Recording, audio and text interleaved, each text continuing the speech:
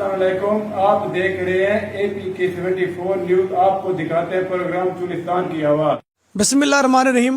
अस्सलाम वालेकुम नाजरीन, आप देख रहे हैं APK74 न्यूज़। नाजरीन, मैं हूं आपका सखावत अली। आज हमारे साथ मौजूद हैं तहरीक बहाली हकूक़ चोलिस्तान के सदर अल्ताफ़ हुसैन चोलिस्तानी। बहुत मशहूर मारूफ शख्सियत हैं और ये चोलिस्तान से ताल्लुक़ रखने वाले हैं। तो नाजरीन, आज हमारे मसाइल हैं जो किसी को नहीं पता कि चोलिस्तान के साथ क्या बीती है और क्या हुआ है चोलिस्तान के साथ, तो वो आज बताएंगे मेरे भाई अल्ताफ़ हुसैन चोलिस्तानी। तो सबसे पहले आप नज़र डालेंगे APK74 न्यूज़। अस्सलाम वालेकुम भाईजान। वालेकुम अस्सलाम वरहमतुल्लाहि वबरकातुहू। भाईजान तोरा बेहद शुक्रिया तुसा मेरे को आप दे न्यूज़ चैनल ते APK74 ते मेरे को गुफ्तगू करन दा, दोस्तां दे नाल गाल करन दा मौका दिता। चोलिस्तानी साहब, मैंने तकरीबन देखा है 3-4 दिन पीछे जी मैंने देखा है कि आपकी मुलाकात हुई है MNA और MPA साहब से। उन्होंने आपको बुलाया, उन्होंने आपको दावत दी कि चोलिस्तानी साहब आप तशरीफ़ लाएं। वो क्या, उसकी खासियत क्या है? जी सर, ऐसा है कि हमने एक गैर सरकारी तंजीम बनाई है, तहरीक बहाली हकूक़ चोलिस्तान, और इसके प्लेटफार्म के ज़रिए हम अपने हमारे जो मकामी नुमाइंदे हैं उनसे गाय बगाए मुलाकात करते रहते हैं। उनको अपने जो मसाइल हैं, मसले हैं, वो उनको बताते रहते हैं, और ताकि उनको पता हो, उनके जहन में हो कि यहाँ इतने इतने मसाइल हैं और आवाम जो है इस हालत में ज़िंदगी गुजार रही है। तो पिछले दिनों भी हम शुक्रगुजार हैं अपने सदाबार MPA डॉक्टर मोहम्मद अफजल के, जिन्होंने हमें बुलाया और दोस्ताना तरीके में उन्होंने हमसे बात की और चोलिस्तान के मसाइल पे उन्होंने सैर हासिल गुफ्तगू की, और उन्होंने यकीन दिलवाया कि इंशाल्लाह आपके ये मसाइल हैं, ख़ासकर अलाटमेंट, नहरी पानी का, और जो सड़कों के मसाइल हैं, स्कूल, अस्पताल वगैरह, तो इंशाल्लाह ये इसी दौर में और आइंदा 6 महीनों के अंदर अंदर इंशाल्लाह ये हल कर दिए जाएंगे। उन्होंने आपको बताया कि हमने जो आप मांगते हो हम वो चोलिस्तान का हक चोलिस्तान को देंगे। आप इस बात पर मुतमिन हैं? जी, हम मुतमईन हैं, क्योंकि मैं तो ये नहीं मानता कि चोलिस्तान को कुछ मिले।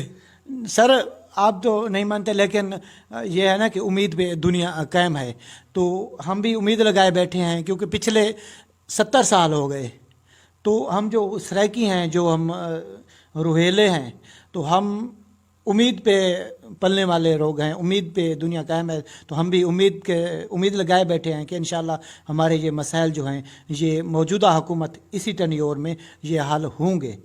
आपका मसला जो मेन मसला है, एक तो है पानी, नहरी पानी का, दूसरा मसला आपका अलॉटमेंट का। जी, ये दोनों मसले नहीं हल हो रहे।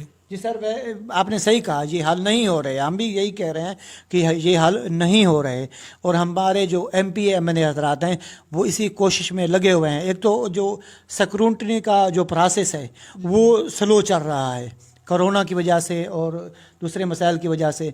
तो जैसे ही वो डॉक्टर मोहम्मद अफजल साहब ने हमें बताया कि जैसे ही इंशाल्लाह ये स्क्रूटनी मुकम्मल होती है, उसके फ़ौरन बाद इंशाल्लाह ये अलाटमेंट का जो काम है, ये प्रोसेस शुरू कर दिया जाएगा। और जैसा कि वज़ीर आज़म साहब ने भी ऐलान किया था लाल सुमारा में, कि उन्होंने कहा था कि इंशाल्लाह हम चोलिस्तानियों को उनका जो जायज़ हक़ है अलाटमेंट का, ये ज़रूर देंगे।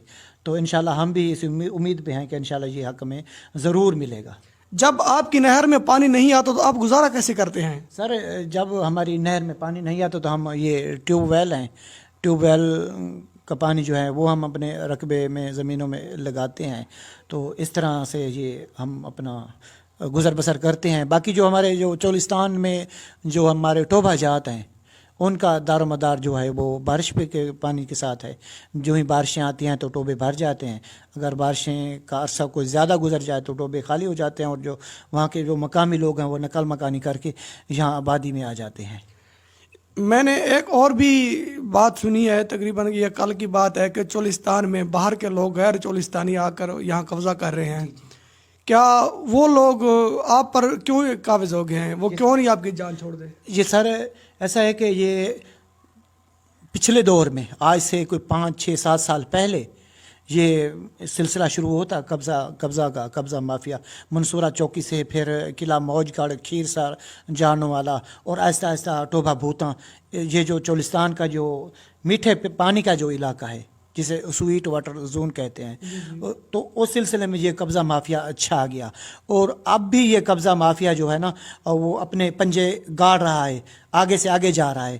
تو پچھلے دنوں ہمارے رشتہ دار ہیں، میرا بہنوئی ہے رب نواز بھٹا، اور اس کا ایک بھائی ہے قربان علی، انہوں نے قربانی دی ہے، میں سمجھتا ہوں کہ موج گڑھ میں انہوں نے قربانی دی ہے حق کی خاطر۔ آج کوئی اپنے لیے کوئی قربانی نہیں دیتا، انہوں نے جائز چولستانیوں کے حق کی خاطر آواز بلند کی اور سینہ تان کے ان کے آگے آئے، سینہ سپر ہوئے۔ تو اس کی وجہ سے جو اب جو نیا قبضہ مافیا ہیں وہ نہیں آئے، وہ اپنے سامان بوریا بستر لے کے واپس چلے گئے ہیں، اور وہ لوگ جو ہیں وہ اب بھی یہ کہہ رہے ہیں کہ انشاءاللہ آگے سے جو ہمارا چولستان کا جو بقایا رقبہ ہے اس کو ہم کسی کو بھی آباد کرنے کی اجازت نہیں دیں گے۔ اچھا، یہ جو ٹوبے ہیں یا آپ کے خوہ ہیں، ٹوبے ہیں، یہ آپ کی ملکیت ہے؟ یہ آپ کے والد کو ہوگا یا آپ کے دادے کا ہوگا؟ ایسے ہے نا، ایسے چلتا آ رہا ہے نا؟ جی بالکل، یہ ہماری ملکیت ہیں، اور یہ ہمیں چراگاہوں کے طور پہ ملے تھے۔ تو اب جو یہ سلسلہ شروع ہوا ہے، نواز شریف کی حکومت تھی میرے خیال میں اس وقت، تو اس سے جو سلسلہ شروع ہوا، اور ہمارے جو اپر پنجاب کے جو لوگ ہیں، جو بڑے بڑے زمیندار ہیں، وہ لوگ آئے، انہوں نے آہستہ آہستہ یہاں رقبہ آباد کیا۔ زمینیں بہت زیادہ زرخیز ہیں، سونا اگلنے والی زمینیں ہیں چولستان کی، تو وہ لوگ جو ہیں اب آہستہ آہستہ اس رقبے پہ قابض ہو رہے ہیں۔ انہوں نے اس کے پٹا الاٹمنٹ کی درخواستیں دے رکھی ہیں چولستان ترقیاتی ادارے میں۔ تو میں اپیل کرنا چاہتا ہوں چولستان ترقیاتی ادارے کو کہ یہ چولستان ترقیاتی ادارہ اسی لیے بنایا گیا تھا کہ جو مقامی لوگوں کے جو چراگاہیں ہیں، یہ جو رہنے والے ہیں یہاں کے مقامی، یہ جو یہاں سے جو ملتی ہے ہمیں، کیا اس کو کہتے ہیں کہ جانور چراتے ہیں لوگ، تو یہاں یہ اس زمین پہ یہاں کے مقامی لوگوں کا حق ہے۔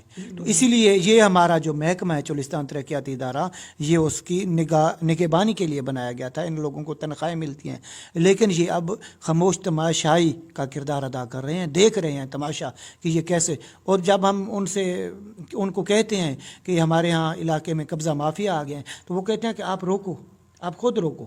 اسی وجہ سے ان لوگوں نے ایکشن لیا، یہ آگے آئے تو انہوں نے ڈرگ فائر کھول دیے، ان پہ لوگ زخمی ہو گئے، کچھ کے بازو ٹوٹ گئے، وہ ابھی بھی جو ہیں وہ انہوں نے پٹیاں باندھی ہوئی ہیں جن کی ہڈیاں ٹوٹ گئی تھیں۔